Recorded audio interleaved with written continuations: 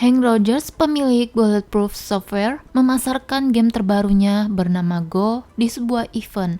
Namun, tidak ada satupun yang tertarik. Hank melihat SPG-nya bermain sebuah game yang kelihatannya menarik, dan Hank mencoba memainkan game itu. Lalu Hank menceritakan game yang bernama Tetris itu kepada Eddie, manajer bank tempatnya meminjam uang. Game itu bisa membuat orang menjadi kecanduan karena permainan yang menarik. Hank akan menggunakan uang pinjamannya untuk membeli lisensi game tersebut. Game itu sudah populer di negara Rusia, namun tidak ada bisnis video game di negara tersebut. Jadi, game ini sudah ada sejak 4 tahun lalu. Pembuat game Tetris bernama Alexei. Dia bekerja sebagai programmer pemerintahan di Pusat Sains Komputer Uni Soviet. Lalu ketika dia selesai bekerja, Alexei membuat game hanya untuk kesenangannya sendiri. Lalu dia membagikan game tersebut secara gratis ke dalam sebuah disket. Karena Rusia seperti Uni Soviet, maka harus ada pengusaha yang meminta izin ke pemerintahan. Robert Stein, pemilik Andromeda di London, mencari lisensi game murah lalu menjualnya untuk keuntungan bisnis. Pertama kali dia melihat pegawainya bermain Tetris. Stein pun mengirim permintaan puluhan kali kepada Alexei untuk membeli lisensi game buatannya itu. Namun mereka perlu izin ke Departemen Alert. Alert adalah organisasi milik negara dalam izin ekspor-impor bagian perangkat lunak di Uni Soviet.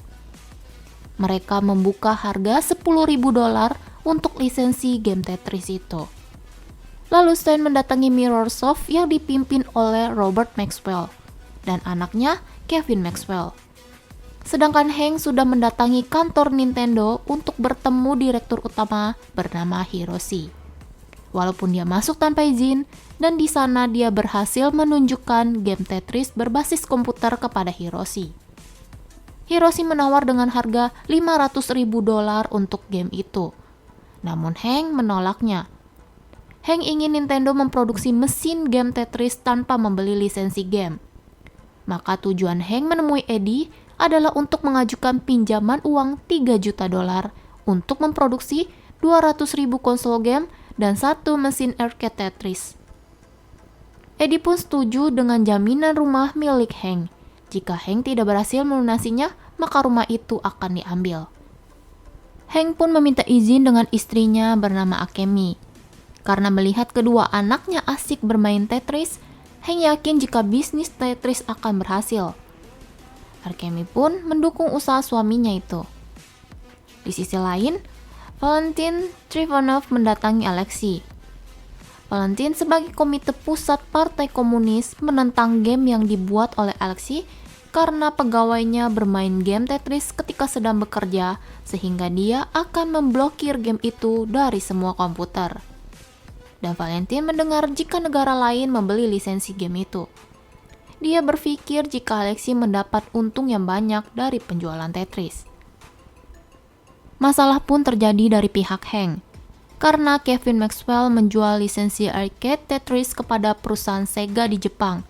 Padahal Hank sudah membayar hak arcade game itu. Lalu Hank menemui Hiroshi dan memberitahu jika Kevin Maxwell menarik hak arcade milik Hank. Hiroshi pun bersedia membantu dan meminta Hank pergi ke kantor Nintendo cabang Seattle. Dan disinilah Hank berada. Masuk ke sebuah ruangan rahasia. Dia bertemu dengan presiden direktur bernama Minoru dan wakil presiden direktur Howard Lincoln. Mereka menunjukkan sebuah mesin game yang disebut Game Boy.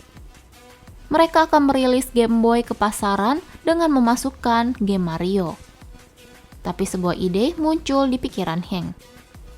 Dia membuat rumus program di komputer yang terhubung pada Game Boy. Lalu game Mario berubah menjadi game Tetris. Hank berhasil meyakinkan Minoru untuk memproduksi Game Boy dengan game Tetris. Tujuan selanjutnya adalah London, di mana letak kantor pusat Mirrorsoft. Dia bertemu dengan Robert dan Kevin. Kebetulan, Stein yang memiliki lisensi Tetris ada di sana. Hank mewakili Nintendo memberitahu jika dia akan memproduksi game Tetris ke dalam mesin handheld atau disebut perangkat genggam, bukan dalam bentuk game komputer maupun game arcade. Namun yang orang lain tahu jika Nintendo tidak memproduksi mesin game dalam bentuk handheld. Tentu saja niat dari Hank tidak disetujui oleh pihak Microsoft. Tanpa menyebutkan penawarannya, Kevin mengusir Hank dari sana. Robert meminta Kevin untuk mendapatkan hak Tetris yang ditahan oleh Uni Soviet.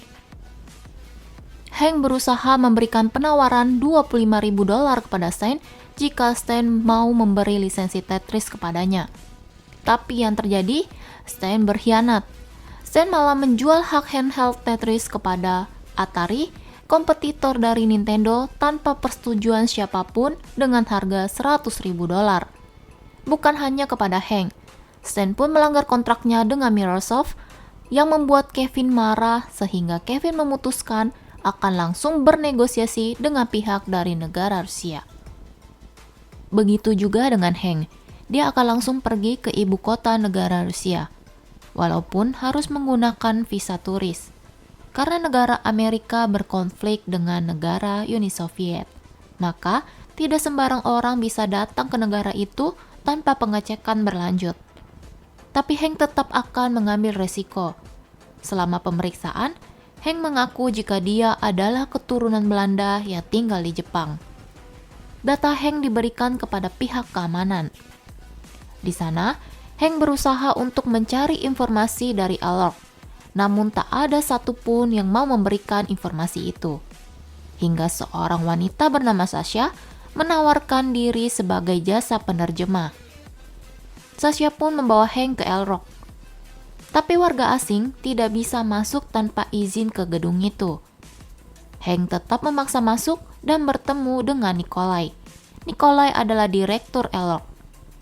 Dengan bantuan Sasha sebagai penerjemah bahasa Rusia ke bahasa Inggris, Hank memberi bukti jika Elrock sudah memberi lisensi Tetris kepada Stein, lalu ke Robert Maxwell, terakhir ke perusahaan miliknya.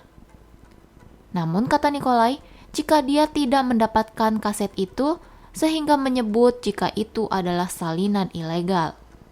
Hank pun terpaksa pergi dari sana dan akan kembali keesokan harinya. Besoknya, Hank datang lagi ke Elrock dan Nikolai juga mengundang Alexei. Jika lisensi handheld Tetris sudah Hank dapatkan, maka Hank menjanjikan akan membuat Alexei sebagai miliarder karena game yang dibuatnya sangat brilian. Namun untuk meeting hari ini, Hank belum mendapat hasil kesepakatan dari Elrock. Sedangkan Valentine mencoba menawarkan kerjasama jika Kevin mau membayarnya. Maka Valentine akan membantu izin Tetris itu jatuh ke tangan pihak Microsoft. Tapi Kevin tidak mau menyogok Valentine.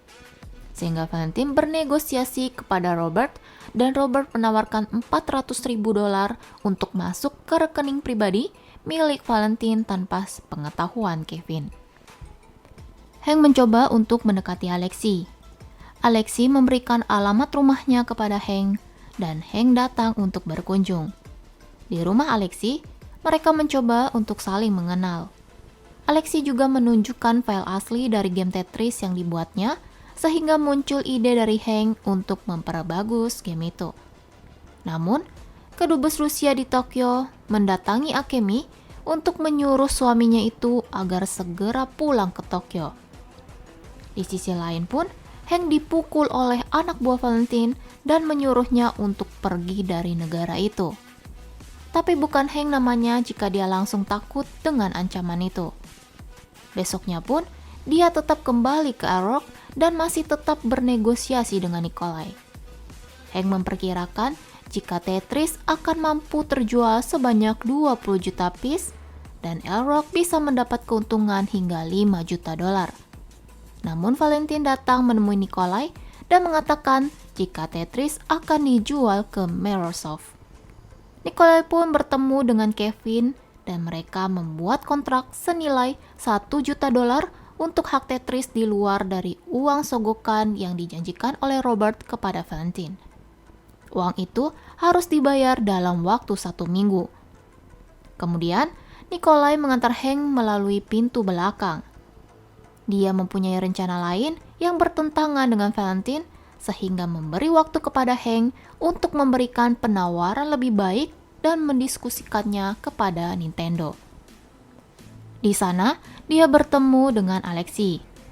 Alexei mengajaknya ke gedung Badan Intelijen Uni Soviet, dan di sana Hank baru tahu ternyata Sasha bekerja di bawah pemerintahan Valentine, dan mereka tahu tentang bantuan Nikolai tadi kepada Hank. Hank pun harus kembali ke negaranya. Namun, masalah baru terjadi. Nikolai diancam oleh Valentine sehingga dia membatalkan menjual Tetris kepada Hank dan lebih memilih Mirrorsoft. Begitu pula dengan Nintendo. Mereka membatalkan kerjasamanya dengan Hank dan memilih Mirrorsoft karena Mirrorsoft sudah mendapat izin dari Elrock.